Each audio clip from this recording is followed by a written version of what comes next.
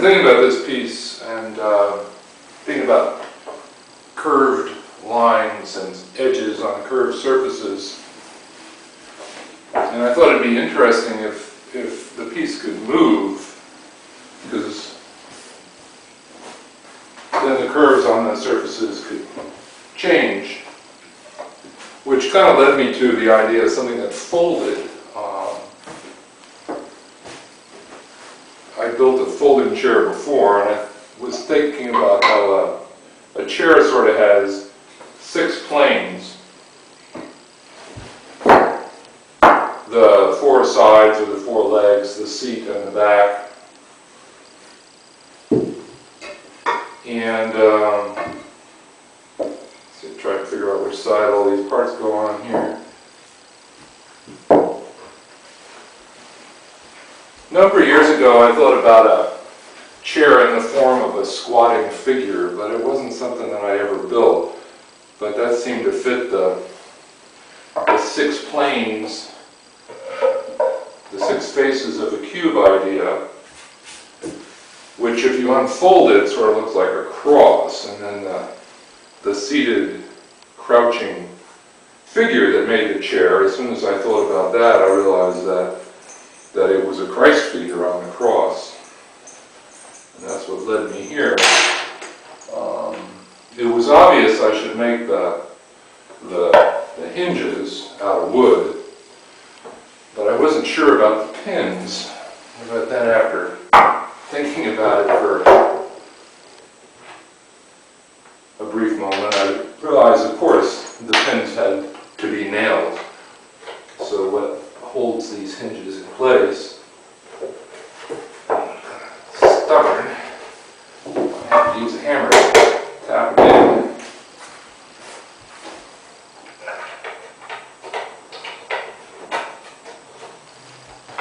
So these woods are basically selected for their color. I sort of wanted a stained glass effect, or sort of a Northwest Coast Indian art form line effect. And the purple heart, this dark wood on the outside, was the obvious choice for the dark form lines. The white and red, or white mahogany and red mahogany, and again, it's pretty obvious that those would be the dominant shape colors. You have sort of the white lily and the red rose, the blood and flesh, the wine and bread, and then of course the red queen and white king from alchemy. I lost the nail. There we go. So you can see that the hands and feet, which would be sort of denser solids, I sort of may have about the same line density as the other forms by taking a piece out of the middle. So then you sort of have the stigmata, the wounds in the hands and feet.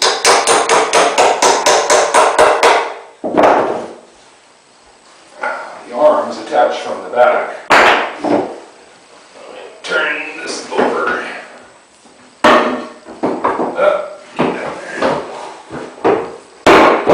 So you can see how these shapes, these ovoids, are solids all the way through that are bound by the purple heart.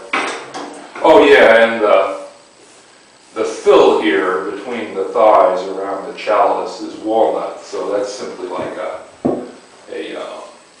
void, a knotwood. Which way these go? Now the shoulders I didn't nail because I needed a stronger joint than that.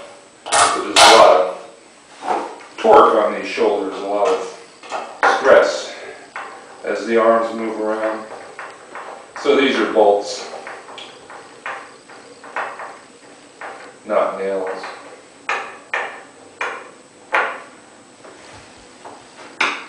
And the curve of the arm, which is sort of unnatural, I suppose, exaggerated, is really to support the chair, as you'll see in a minute here.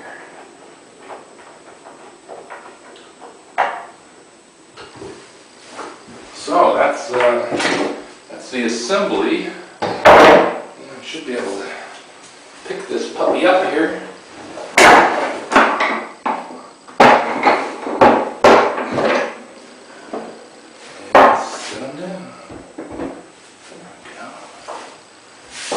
Now this cloth, I use, you can see how it's stained from all the dyeing.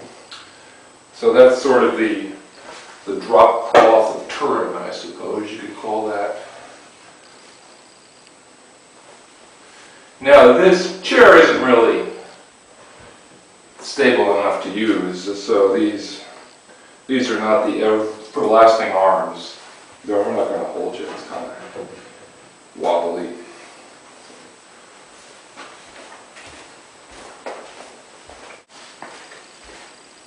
So I have a very fundamentalist, evangelical Christian background, and in making these pieces I could sing all the old hymns like "Up from the Grave He Arose."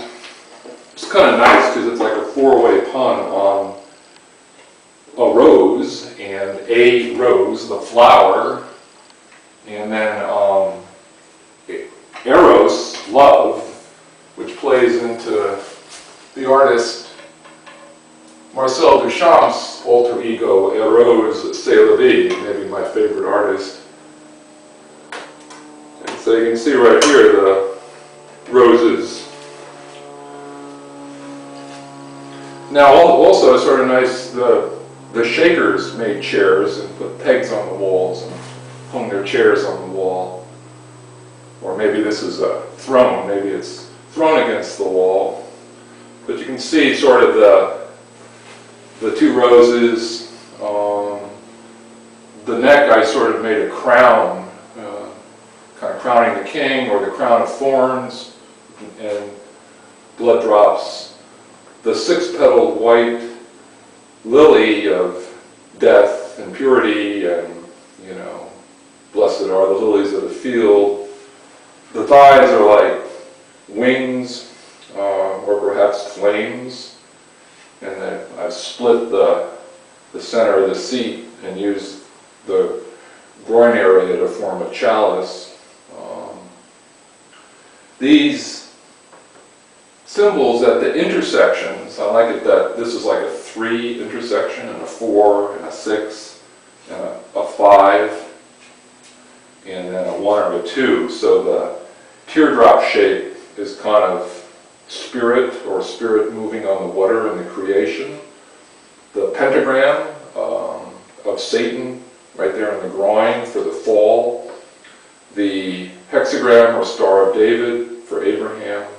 The covenant, the cross of course for the crucifixion, and then the Trinity in the triangle. So that's kind of some of the stuff that's going on here.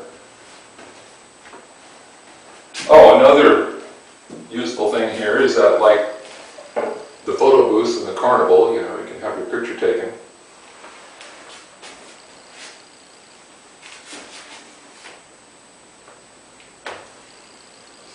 Ease this guy down. The descent.